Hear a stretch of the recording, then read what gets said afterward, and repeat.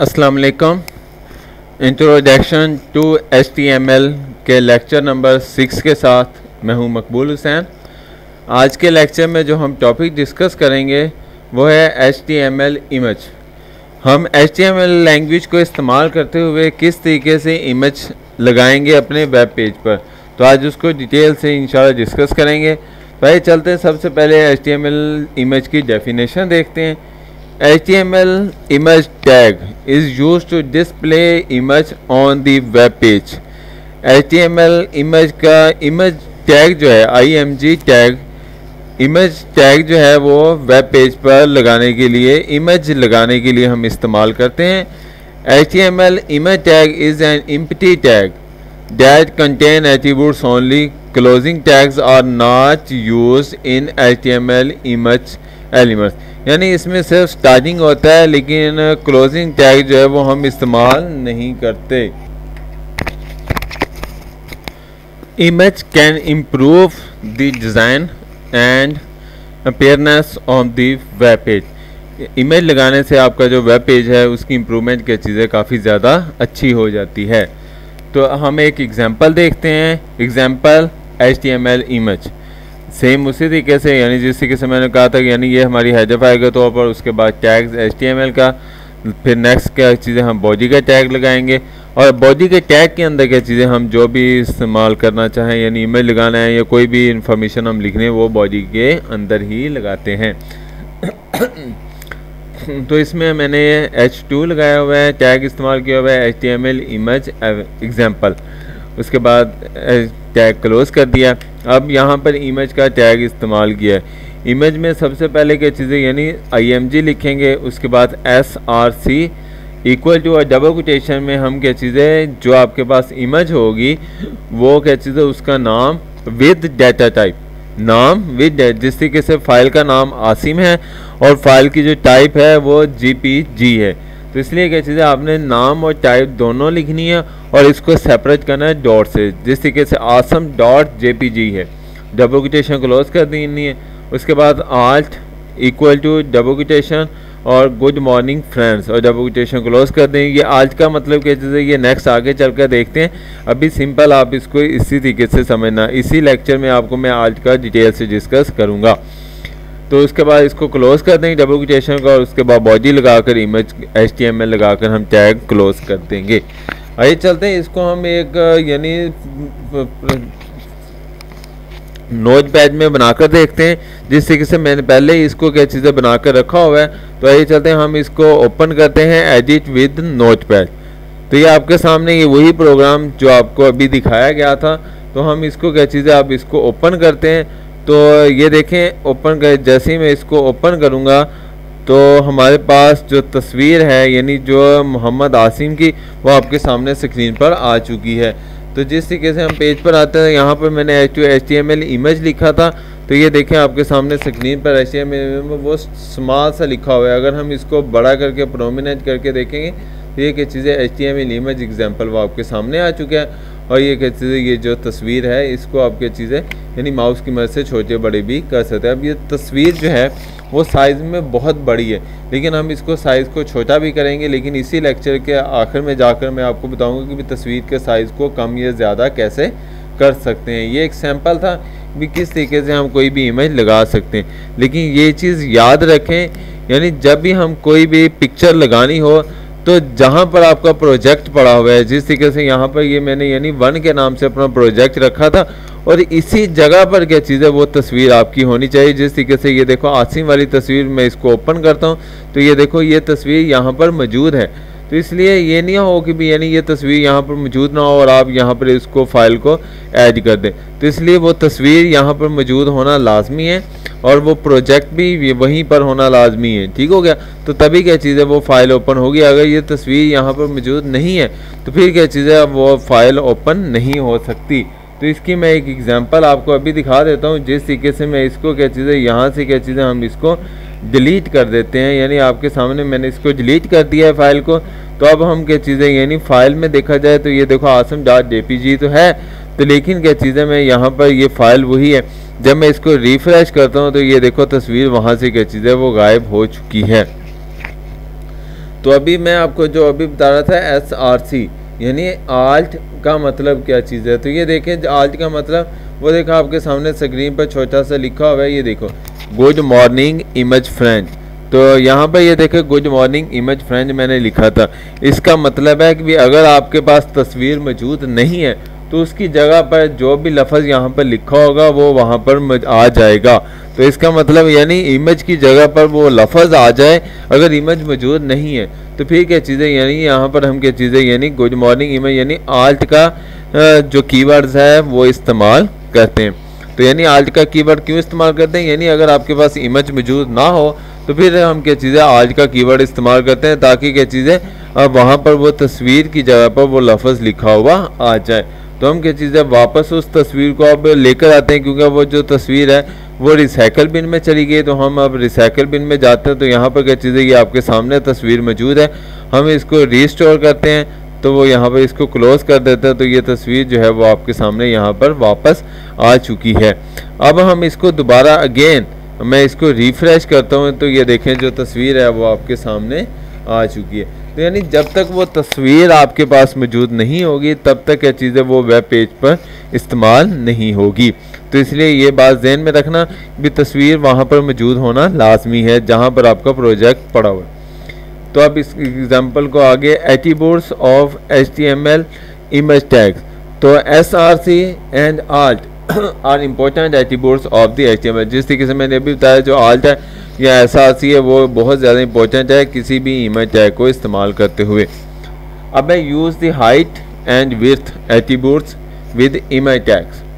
तो यानी अगर आपने इमेज टैग में हाइट और विड्थ यानी जिस तरीके से मैंने बताया था तस्वीर का साइज़ अगर बहुत बड़ा है तो उसको छोटा कैसे कर सकते हैं, यानी उसकी विड्थ और उसकी हाइट को कैसे सेट किया जा सकता है, तो वो भी क्या चीज़ें इमेज टैग में हम लगा कर देख सकते हैं। तो अभी हम आपको बताएंगे। You have learned about how to insert image in your web page, यानी आप किस तरीके से इमेज को अपने वेब पेज में लगा सकते हैं। Now if we want to give some height and width to display the image according to our requirement, यानी हमारी रिक्वायरमेंट के मुताबिक किस तरीके से हम क्या चीज़ें उसकी हाइट और विड्थ क्या चीज़ें सेट कर सकते हैं। Then we can set in width and height attributes of image। तो इसको हम एक एग्जांपल से देखते हैं। तो जिस तरीके से हमारे पास HTML हेड आ गया, टाइटल में मैंने इमेज टैग लगा दिया है, उसके बाद हेड लगा दिया तो बॉडी, और बॉडी के अंदर मैंने क्या चीज़ें ये H2 लगाया हुआ है और ये क्या चीज़ें ये इमेज में हाइट का टैग है। तो हमारे पास image SRC equal to double quotation में हमारे पास SRC लगाना लाजमी है क्योंकि इमेज के लिए इस्तेमाल होता है। तो उसके बाद आल्ट लगाना ज़रूरी था क्योंकि क्या चीज़ है वहाँ पर अगर इमेज मौजूद नहीं है तो क्या चीज़ है वो आपको यहाँ पर एक बेबी पिक्चर या वो लफ्ज़ लिखा हुआ आ जाए। तो जिस तरीके से मैंने यहाँ पर बेबी पिक्चर लिखा है तो अब यहाँ पर शुरू से देखते हैं asim.jpg डबल कोटेशन क्लोज, उसके बाद height equal to double quotation में आपने हाइट लिखनी है जिस तरीके से 180 लिखी है, इसी तरीके से विड्थ और बराबर होगा डबल कोटेशन में आपने विड्थ लिखनी है और आल्ट लिख देना और बेबी पिक्चर लगा कर क्या चीज़ें आपने क्लोज कर देना है। उसके बाद बॉडी क्लोज और उसके बाद क्या चीज़ें HTML क्लोज। हम इसको अब सेम प्रोग्राम में बनाकर देखते हैं नोटपैड में। तो मैं इसको राइट क्लिक करता हूँ, एडिट में गए तो हमारे पास ये सेम वही पिक्चर जो है आपके सामने स्क्रीन पर मौजूद है। तो हम इसको क्या चीज़ें अब ओपन करते हैं, यानी इसी को मैंने ओपन किया था अब उसी को ओपन करते हैं। तो ये देखो जो तस्वीर है HTML example of with height and width, ये चीज़ तो वैसी की वैसी आ जाएगी यानी वो H2 में, और इसके बाद जो हाइट है वो यहाँ पर आपके सामने स्क्रीन पर नज़र आ रही है। अब ये जो पिक्चर है आपके सामने पहले जो आपको दिखाई थी वो देखो वो काफ़ी बड़ी थी, जिस तरीके से मैं आपको दिखा देता हूँ। ये H1 में हमारे पास जो पहला पेज था वो ये पहली तस्वीर प्रोजेक्ट जो था वो उसकी तस्वीरें देखो काफ़ी बड़ी नज़र आ रही है, लेकिन ये देखें आपके सामने ये क्या चीज़ है तस्वीर छोटी नज़र आ रही क्योंकि वो हमने सेट की। लेकिन हम इसको यहाँ पर अब चेंजिंग कर सकते हैं। अब ये देखें 180 है, मैं 180 को तब्दील करता हूँ, यानी जो हाइट है 180 की बजाय मैं यहाँ पर 300 कर देता हूँ और इसको जैसे ही मैं 300 करके सेव करता हूँ उसके बाद मैं यहाँ पर इमेज में रिफ्रेश करूँगा तो आपके सामने देखना जो हाइट है वो काफ़ी ज़्यादा बढ़ जाएगी। तो ये देखो तस्वीर की जो हाइट है वो काफ़ी ज़्यादा बढ़ चुकी है। इसी तरीके से हम जो हाइट है उस जो विड्थ है उसको भी क्या चीज़ें हम चेंज कर सकते हैं। जिस तरीके से इसकी विड्थ है 100 तो इसको मैं क्या चीज़ें 300 विड्थ करता हूँ। तो उसके बाद क्या चीज़ें इसको सेव किया जाएगा। सेव करने के बाद हम क्या चीज़ें इसको अब आपके सामने देखें ये नज़र आ रहा है। तो मैं इसको जैसे रिफ्रेश करूँगा तो ये देखो इसकी विड्थ भी 300 होगी और इसकी हाइट है वो भी 300 हो चुकी है। तो इस तरीके से आप क्या चीज़ें किसी भी पिक्स की हाइट और विड्थ क्या चीज़ें तब्दील कर सकते हैं। तो आइए चलते हैं इसको आगे प्रोग्राम को कंटिन्यू करते हैं। हमारे पास नेक्स्ट है यूज़ ऑफ आल्ट एट्रीब्यूट्स। जिस तरीके से मैंने अभी बताया था आल्ट का, तो यह प्रॉपर डेफिनेशन है। We can use alt attributes with tags it will display an alternative text in case if image cannot be display on the browser। यानी अगर जो तस्वीर आपके ब्राउज़र जो है वहाँ पर मौजूद नहीं है तो वो ब्राउज़र पर डिस्प्ले नहीं होगी। हम इसकी एग्जांपल देखते हैं। सेम उसी तरीके से एग्जांपल है। टाइटल लिख दिया मकबूल हुसैन, बॉडी में जाकर के चीज़ें हमने लिखा। उसके बाद अब ये देखें यहाँ पर मैंने SRC आसम लिखा हुआ है, लेकिन क्या चीज़ है फाइल की जो टाइप है वो नहीं बताई हुई।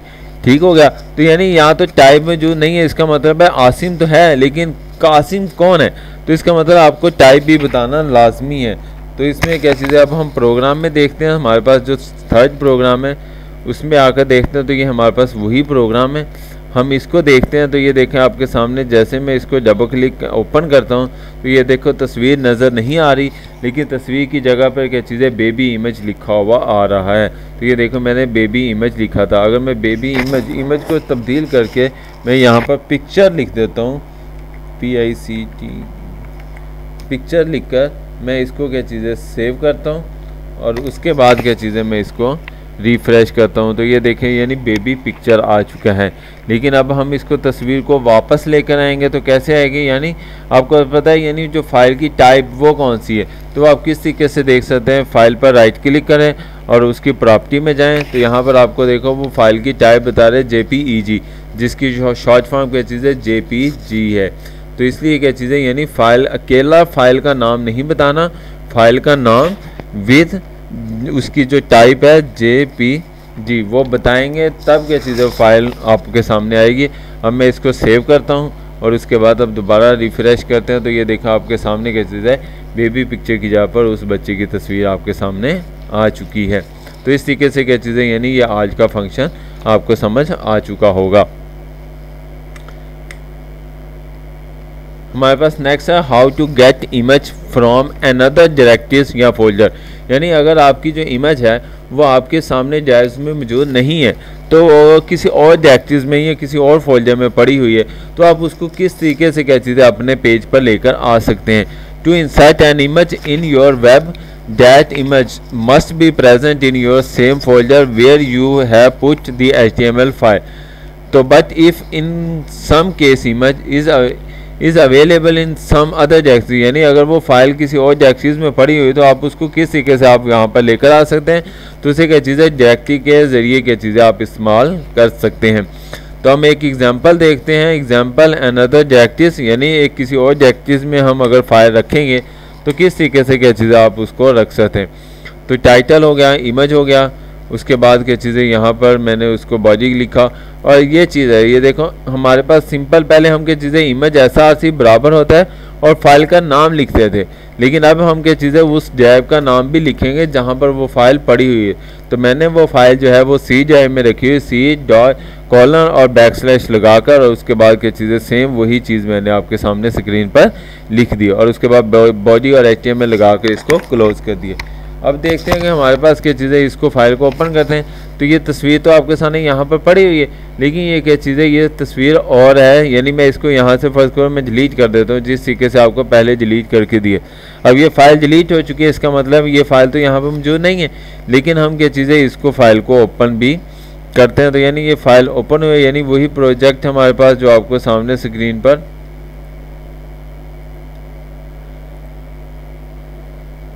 हाँ ये चीज़ है हमारे पास, यानी SRC C asim.jpg तो उसके बाद यानी ये फाइल कहाँ पर पड़ी है, सी ड्राइव में पड़ी हुई है। तो हम इसको क्या चीज़ है, सीधा सी ड्राइव में, जिस तरीके से मैंने यहाँ से आपके सामने फाइल को डिलीट कर दिया, इसका मतलब सी में नहीं, ये डी ड्राइव थी। तो ये आपके सामने ऊपर नज़र भी आ रहा है, ये देखो डी ड्राइव है, डी ड्राइव में फ़ाइल तो मौजूद ही नहीं है। अब हम इसको सीधा सी ड्राइव में जाते हैं, तो सी ड्राइव में देखते हैं। तो सी ड्राइव की ये फाइल में तस्वीर पड़ी हुई है आसिम के नाम की, ये देखो वही फाइल है। तो ये क्या चीज़ है, मैं इसको यहाँ पर जिस तरीके से हमने लिखा था, हम इसको रिफ़्रेश करते हैं। हमारे पास पहले फ़ाइल को ओपन करते हैं, यानी फाइल नंबर 4 इसको ओपन किया तो ये तस्वीर आपके सामने आ चुकी है। हम इसको क्या चीज़ है, फाइल का नाम तब्दील करते हैं। जिस तरीके से मैंने अभी कहा कि हम वो जो फाइल का नाम है, मैं यहाँ पर आसिम की जगह पर ARHAM अरहम लिखता हूँ। तो अरहम लिखकर मैंने फ़ाइल को यहाँ पर सेव कर लिया है। लेकिन मैं जब इसको रिफ़्रेश करूँगा तो ये देखें वहाँ पर क्या चीज़ है, क्योंकि फ़ाइल का नाम तो चेंज हो गया और उस फाइल की, उस नाम की फ़ाइल वहाँ पर मौजूद नहीं है। इसलिए वहाँ पर क्या चीज़ है, वो जो बेबी इमेज मैंने लिखा हुआ था आज में वो लिखा हुआ आ जाएगा। तो हम क्या चीज़ है, अगर हम यहाँ पर ये देखो सी ड्राइव आपके सामने, अगर मैं ड्राइव में यहाँ पर क्या चीज़ है इसको चेंज करता हूँ, यानी हम यहाँ पर अगर नाम तब्दील कर देंगे, यानी आसिम की जगह पर ARHAM अरहम लिखते हैं, अरहम लिखते हैं, तो इसके बाद क्या चीज़ें हम इसको सेव कर देते हैं। तो क्या चीज़ें ये फ़ाइल सेव हो चुकी है अरहम की। अब हम क्या चीज़ें इसको यहाँ पर रिफ़्रेश करेंगे तो आपके सामने जो है वो तस्वीर आपके सामने स्क्रीन पर आ चुकी है।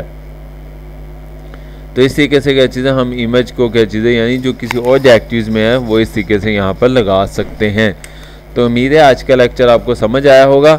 अगर कोई भी टॉपिक समझ ना आया हो तो हम उसे इस ईमेल एड्रेस पर या जो मेरा यूट्यूब का चैनल है कंप्यूटर ट्यूटोरियल हब, उस पर आकर आप मुझसे कमेंट्स कर सकते हैं। अपना ख्याल रखिएगा। अल्लाह हाफिज़, फ़ी अमानिल्लाह।